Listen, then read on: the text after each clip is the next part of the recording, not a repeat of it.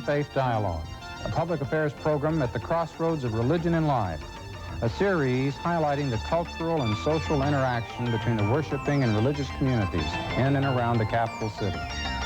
Austin Faith Dialogue is brought to you by the Austin Metropolitan Ministries in cooperation with KTVC. Join us now in Austin Faith Dialogue.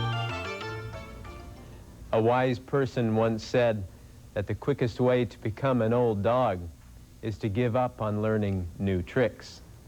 The reality of aging is a prospect which faces each one of us.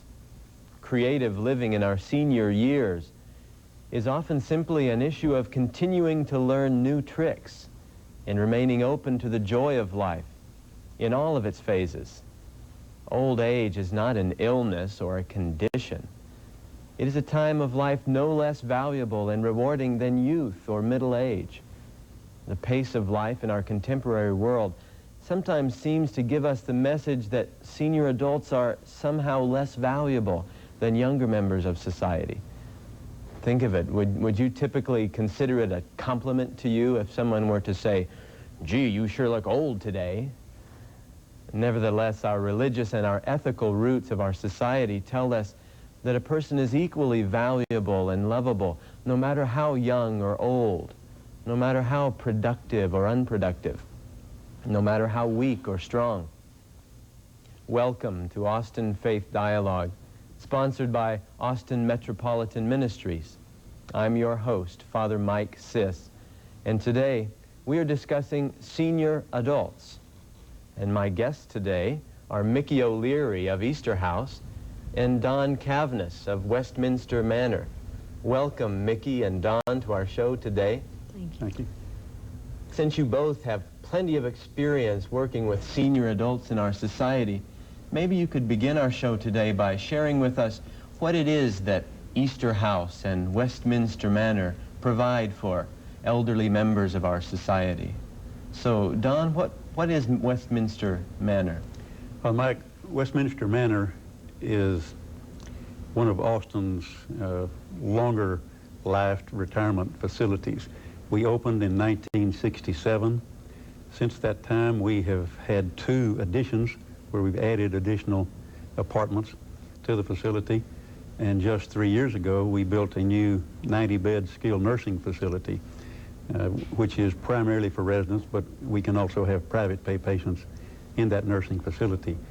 In Westminster Manor, when people move in, they make a foundation payment, a lump sum payment when they move in, which buys them lifetime occupancy of their unit.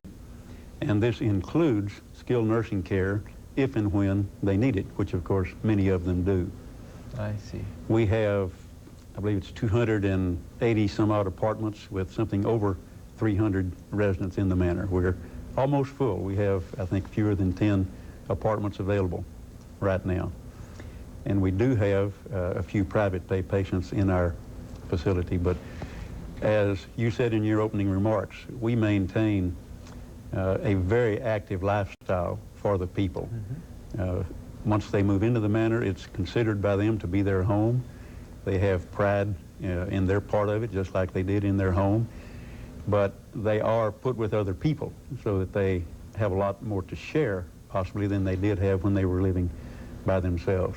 I see. And we have a lot of in-house activities, but we also have a lot of activities where we take them to programs and to things outside the manor. So, as you said, the people that move in are interested in an active lifestyle, and they usually find it there. Yes, so it's a big place, huh? Yes, it's pretty large. Yes. Now, Mickey, I understand that you're the owner of Easter House, which is a new organization and residence here in town. It's not quite as big a place as Westminster Manor, is it? No, I'm right on the other end of the scale. We are very small. We have a renovated older home, and that's what it is, home. And it's for the retired citizen. We have family-style living, family-style meals, and it's a place where we encourage independence, and the strengthening of skills or to revive skills that are near forgotten or have not been used. I see. So it's not just a place where a person goes to rest. It's not just a resting No. home, is it? No, it certainly isn't. So what are some of the activities that a person might be involved in living in this kind of a retirement community? Well, you may do as you please. If you need to go someplace, have a ride someplace, we do provide transportation. But we have one lady that she knows all the bus drivers. And she goes long distances on the bus. You may suggest what you'd like for meals. We play games, table games. Somebody suggests that we play this evening, we play, or we play in the afternoon. And then there are a couple of 3 people that used to live where we lived before in a retirement center. And they come over and participate in games, catch up on a little gossip. They are taken to the beauty shop and brought home. They can do just about what they please. If they get an urge to make a cake, they do. I had one lady made pinto beans the other day. Of course, they were lickety-split hot, but I doctored them and put some sausage in. But they're encouraged to be independent. She is the only one person in the house that is inclined to cook, and she's quite capable of doing so. Mm-hmm. We have people through age 95, and she has quite a sense of humor herself. Yes, so you talk about a lot of recreational things, all sorts of ways that a person can enjoy his or her later years. Sometimes people make the claim that a person in his or her later years of life has nothing yet to contribute to society. What do you think would be the things that our society needs in contributions from senior adults? Don? Well, there are a lot of ways, Mike, that these people are still very active. Many of them spend a lot of their time writing, and, telling about the things they've done in their life. It's really kind of fascinating to be connected with a facility like this, because people come in and you don't know many of them, but later you learn of many tremendous things that a lot of them have done. We have had quite a number of people who were connected with the university in their pre-retirement years. And they've made some significant contributions to not only the lifestyle at the Manor, but also to different organizations that they're still active in outside the Manor. Mm-hmm. How about at Easter House? Well, at Easter House, I'm learning a lot. They have taught me so much, and they teach me how to do the things that we consider modern in their way, which is a little more efficient and a little more thorough. We really have a great deal of independence, and we encourage that, and everybody knows. They will rearrange things in their room. They recall their skills. They've learned to play solitaire again, which they just had almost given up. They teach other people how to play games. They're doing things for themselves. They are independent. And when they're out of the room, if there's something that needs a little more thoroughness or completion, I will do that and not say anything at all, just for the fact that they feel very satisfied, and I wouldn't want them to see that it wasn't the way they felt it was. So they're not simply living alone, as if they might be if they were living in their own home in a neighborhood. How would you consider life in such a retirement community? Would you consider it institutional living or congregated living? No, I would not call it institutional. I think the reason I'm doing this is because people need to say, come to my house, to their children. Sure. Well, come to my house today. And they thoroughly enjoy it. And they take them to their room if they want to be alone and talk, or they sit with us, all of us, whomever comes and goes, And we all share the family. Sometimes they eat meals with us. We eat family style at the table. We have our dining room, and it's a large family style table, dining room table. And our company sits with us, and we have a very nice time. We certainly enjoy company. Well, that's good. So what do you think the trend is in society these days for more and more people in their later years to go to retirement communities or to stay with their own families? Well, let me say that back when Westminster opened, 1967, it was really rather unusual for a person to consider moving to a facility like that. It is, I think there is a lot of interest in what you called congregated living, where senior adults will come together to share with each other rather than living alone. Widows and widowers especially are put under a lot of stress when they're still maintaining a private residence, possibly. And we had an interesting experience at the Manor. The average age of the residents at the Manor is considerably higher than was originally expected. I think our average age now is like 83 or 84. Yeah, why is that? Last year we had, I think, 35 or 40 people over 90 years of age, and we've had several that have passed 100. And I think a big reason for it is because when they move into a place like this, suddenly they have something to share, they have people to do things with, they're relieved of the stress of maintenance and repair of a house, of taking care of the yard, of worrying about security. You know, a lot of the stress is gone because these things are provided for them, and you know, there's security and new friendships, new relationships, and I think it just the relief of the stress that they've known by themselves just makes them happier and more content. They live longer. Sure. I suppose at any phase in life everyone has stresses and worries and concerns. What would you say in general would be the primary concerns or problems or stressors of anybody toward the later years of life, whether they're living in a retirement community or living on their own?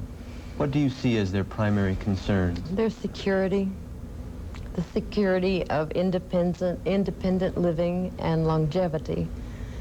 How much longer can I do this? I want so to be independent. And I feel that people do not encourage independence. They are inclined to, I'll do that for you, Mama. Well, Daddy, let me do this. Well, I'll go get it. Well, let me hold your hand or hold your arm. When it takes away from the old folks' self-worth, I believe. There are times this is necessary, and they both agree to do this, but through love, so much is offered to be done for them that it takes away from them, but the old folks won't say anything. They are adults. Because they're senior adults doesn't make them any less of a person. In fact, they're more of a person. They've lived better and longer, and they know more than any of us that are younger. Of course, I can't say that too much longer, but I really feel that they need to be given the respect and just the support they need for independence, whether it be in institutional type living or if you go to a residence. But yes, I think that there are times you must be cared for or cared with. Cared with. I like that. The security is a big thing, and of course there's always a lot of concern about if and when a person falls into poor health, ill health. They've got a strong concern about being able to take care of themselves. And this has been an important part of our program at the Manor, that we do provide skilled nursing care for the people. And I think not having to worry about that has contributed quite a bit to our lifestyle. Let me mention one other thing. You were asking about contributions. We have one strong in-house contribution working at the Manor. We're a nonprofit facility, and we have a board of trustees of 10 Austin people. But we have a strong residents association, which meets monthly. And the president of that association, plus 2 other residents selected by the residents association, are members of our board and meet with us when we meet. So they contribute to our discussions about policies and procedures and developments and so forth at the manor. And they make a very significant contribution. They've been doing that for many years. Sure. And this Now- changes every year. We have different people on, so a lot of them get that experience. That's good. Now, Mickey, you live at Easter House, right? Well, sure. And It's so home. you must have some interesting stories to tell from your life there among all these senior adults. Well, yes, I do. I have a lady that is 95, and her sight's a little dim, but she's very independent. She can do everything herself. And on one occasion, she was asked to dry her hair with a hairdryer. She said, yes, she could do that. I said, great. We'll sit here at the vanity, and here's the hairdryer. And I went into the other room, and, well, after a while, the hairdryer was still going, and I thought, well, she does not know how to turn it off. So I went running over there to the doorway, and I stopped. That darling lady was in there, and she was using the hairdryer. She was drying behind her legs and on her toes and elsewhere. But her hair was literally standing out, and every movement she made, her hair waved. Like a dandelion. Oh, she was precious and serious as she could be. Oh, if I could just have filmed it. 95. So life in Easter House is not dull. No, It's not actually- by any means. Sure. We have quite a conversation at the table and a lot of laughter, a great deal of laughter. We discuss everything, including what we'll eat the next day, what would be for various meals. We discuss everything, what they'd like changed, or Sure. it's just like a family. It's home. Speaking of discussing everything, do you ever discuss God there? What are the sort of worship opportunities or ministerial opportunities that happen in a retirement community? At the manor, we have a chapel in the basement of the building, a sizable chapel. And we have visiting ministers that come from all different faiths and different denominations and hold services, vesper services on Sunday evening. On Sunday morning, several churches send buses to the manor to pick people up, and we have a bus that takes them to the church of their choice, as I think Mickey does at Easter House. But we do have the services, and when the manor opened in 1967, it was sponsored originally by the First Presbyterian Church of Austin. There is no official connection now, but due to that, we have had quite a number of retired ministers that have lived at the manor, and several of them have contributed by holding services and things, and it's stimulated a lot of interest in the services when we have a person from inside doing them. Has it ever happened where you found that different residents within Easter House or Westminster Manor have actually been ministering to one another by caring for one another's needs or by giving a listening ear? Yes, they do that very well. They will sit and talk or just listen one to the other, and they take turns at different times. It's not like, now you tell me and then I'll tell you. It's just like when you would sit down in the living room with your family. You're going to talk to sis or dad or mom about something, and if you happen to be right by that person, you have a discussion. Sure. If they want to talk just to me, they say, I'd like to talk to you. And then we sit someplace and they talk, and we reconcile whatever needs to be done. We take care of it together. So nobody is left alone. Yes. And families often come to visit, huh? Oh, they certainly do. Yeah. Good. So I remember we were talking earlier about families coming to visit or people going to visit their families in their homes. Yes. What do your residents prefer, that their families come to visit them or that they have a free day to leave the retirement center and go Well, out? they really enjoy going out to eat, or for a very short visit. But they get tired. They prefer to tell the family, come to my house, because it's their house. They're at Easter House? Yes, that is our house. This is a house. And yes, they enjoy having the family over, and they share their family with everyone, and everyone does the same thing. They have some time in their private room if they want. But it's very nice. Many times they eat with us at the dining room table. And oh, that certainly is enjoyable. Yes. They do enjoy having family members come and be with them for a meal. We have a good bit of that. And I think, you know, say, do they prefer to have people come or go? It's like Mickey says, once they move in, they feel like this is their home, and they want you to come visit them there like you would if they were still living in a private residence somewhere. Not that they don't get out some, but they feel like this is my home, come visit me. Sure. Yes, they like to show off their surroundings. You know, this is where I live. Do you like where I live? And then they're free to do whatever they please, which is another demonstration of this is my home. Well, speaking of this is my home, do you think that you, Don, or Mickey would ever come to a point as you get on in years where you would move into the very places that you represent? You bet. You would? You bet. I'd never go for an institution. Okay. No offense. Well, we're not an institution. We're like an apartment house, but Mike, I haven't thought about it yet. Sure. Haven't had time to think about it yet. But let me say that there's no question but that in recent years we've seen just a tremendous growth in the number of this type of facility. There didn't used to be many of them in Austin. We had nursing homes, but that was about it. I can't name them all, but you would know that we have quite a few retirement facilities and apartment projects that cater strictly to senior adults now.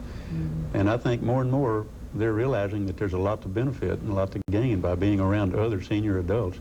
And I think it's going to continue to grow. I think the trend is very strong in that direction. No, I don't agree with that. I don't think that people like institutional living that much. I really don't think they lean towards that as much as being home again, having a real home, a real family atmosphere. Well, having an apartment, whether it's at Westminster or at Easter House, is home. Some people might call it institutional because it's a building where some other people live, but it's not like being in a dormitory. But Don, it is institutional in the fact that things are scheduled. You must go by at this time to do this and this if you want to participate. Not at Westminster Manor. Not at all. And when anyone wants to go shopping, they come and say, I want to go shopping, and they'll take them now? We have vehicles available, a bus and a car. They will take an we take them to individual. the doctor, to the mall. They will take one person individually shopping. Well, to a doctor's appointment. Usually when they go shopping, it's more than one. They'll try to get several of them together. But, you know, our people, a lot of them only have one meal a day in the dining room. A lot of them, each one of our apartments has a little kitchenette, and a lot of them fix their own meals. 2 meals, or they might have 2 in the dining room. But they're very individual, different lifestyles there. They can be together as much as they want. But they can still, be a part if they want to. Don't several of your people hire outside help to come in and help them? Oh, yes. Some of the families, when a mother or father moves in, some of the families will ask for a full-time sitter to be with them, and that's possible. We have an assistance in living area in our building. When somebody doesn't need full-time nursing care yet, but does need some help, we have a nurse that will go to their apartment to help them take medicine and that kind of thing. So it's pretty individualistic still, although they are all in the same building. Yes. So there are lots of different choices a person could make in their senior years, whether they would want to live in a larger, more apartment-type living situation, or in a small home like Easter House, or with their own family, their children, or even living in a house by themselves. There are lots of choices as we approach our older years. But you have found it rewarding in your work in living with, working for senior adult members of our society, haven't you? Yes, I have very much so, and I'm very, very much for this type of living of Easter House as opposed to the institutional type living, because I worked at an institutional type living place for 14 years, and I left there being the manager. And there's much loneliness in an institutional type place. You cannot have the time. There is not enough time in a day to go around and sit and listen and know everything about everybody. But it took 14 years, and I did try. For you to discover that. Yes. Sure. But I did try. But this family-style living, yes, there is just as much attention to every person as there is to every member of your family in your own home. Sure. So it seems like the bottom line is that the senior member of our society is worthwhile, Yes. valuable, and both of you are expressing concern and interest in the welfare of senior adults. So today we need to bring our show to a close. We're at the end of our time. I'd like to thank you, Mickey and Don, Quite welcome. for being here with us today. Enjoyed it very much.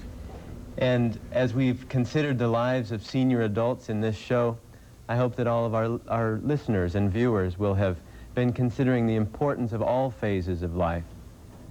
Perhaps we can close our show today with the words of the great poet Robert Browning. It goes like this: "Grow old along with me, the best is yet to be, the last of life for which the first was made. Our times are in his hand who saith, a whole I planned. Youth shows but half. Trust God, see all, and do not be afraid." Thank you for joining us on Austin Faith Dialogue.